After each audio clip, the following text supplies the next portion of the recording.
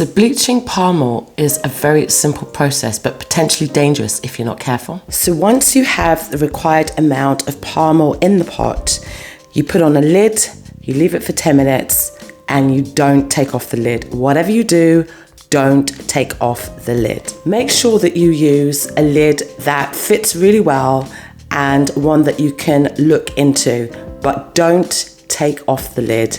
That's where it becomes extremely dangerous.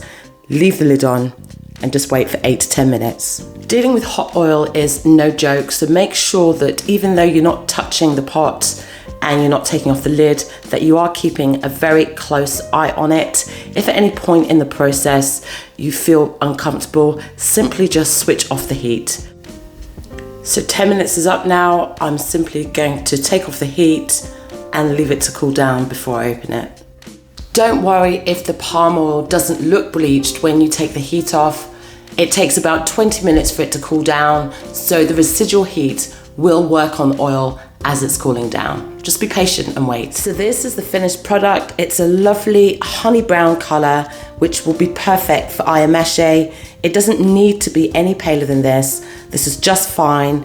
A simple and safe way to bleach palm oil.